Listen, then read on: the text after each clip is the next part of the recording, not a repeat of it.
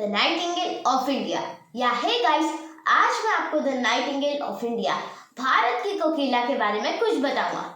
The Nightingale of India Sarojini Naidu, जो कि एक महान पोइट भी थी और एक वुमेन फ्रीडम फाइटर भी थी, जिनकी आवाज इतनी मधुर, इतनी प्यारी थी कि लोग उन्हें भारत की कोकिला, बुलबुले हिंद या द नाइटिंगेल ऑफ इंडिया भी बुलाते थे। इनका जन्म 13 फरवरी 1879 को हैदराबाद में हुआ था। इनके पिताजी का नाम था अघोरनाथ चट्टोपाध्याय और इनकी माताजी का नाम था वरदा सुंदरी देवी।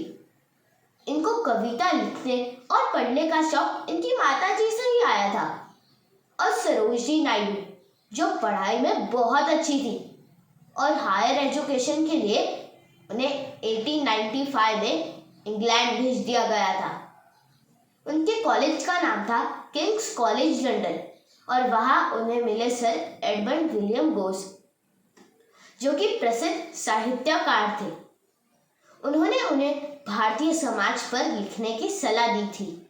वहां उनकी 3 कविता संग्रह प्रकाशित हुए, the golden threshold, the broken rings और द सेक्टर्स फ्लूट। और फिर वहां उन्हें मिले गोपाल कृष्ण गोखले और महात्मा गांधी जी। उनसे मोटिवेट होकर उन्होंने राष्ट्रीय प्रेम और धरती माँ के ऊपर कविताएं लिखनी शुरू कर दी थी। उनकी एजुकेशन खत्म होने के बाद यानी कि 1898 में वो भारत वापस लौट आई थी और उनकी 1898 में शादी हुई मुथय्यला गोविंदराजुलु नायडू से। Friends, I come to you from many thousand miles away as the ambassador of a very ancient country to the youngest nation in the world. It may surprise you that a country which you are taught to regard as conservative could have chosen a woman to be its representative and ambassador. But if you read aright the whole history of Indian civilization, you will realize that woman has been the very pivot of its culture, of its inspiration, and of all the embassies of peace that have gone abroad for many centuries to the uttermost parts of the world. उनके husband Indian force में doctor थे। अब उनका ज्यादातर time राजनीतिक कामों में ही निकलता था। वो कांग्रेस की प्रवक्ता बन गई थी।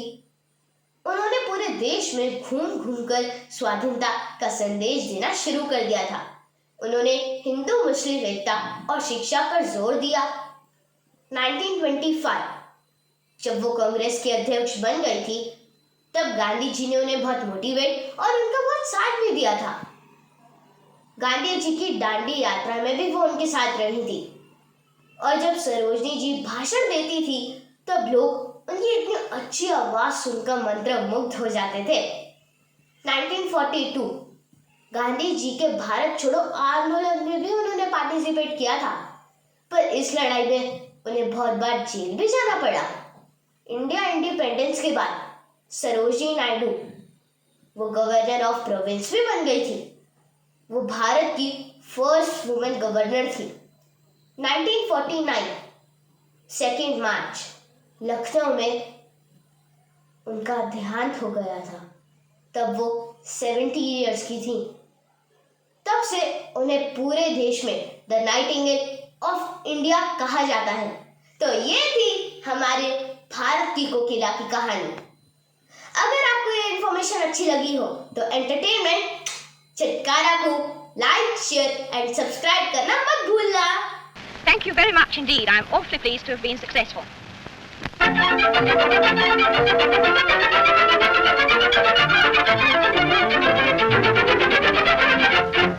That has taken more than 20 centuries to evolve. But if in one word, before the signal goes up for me to stop being a cinema star, I might say what my country says to you. It says in the words of the old Hindu prayer that rises up in every home, night after night, Shanti, Shanti, Shanti, peace, peace, peace. And I think whether it be the old world or the new world, the whole purpose of our civilization is to create and to sustain those conditions of peace for our own homes and for the homes of the nations of the world.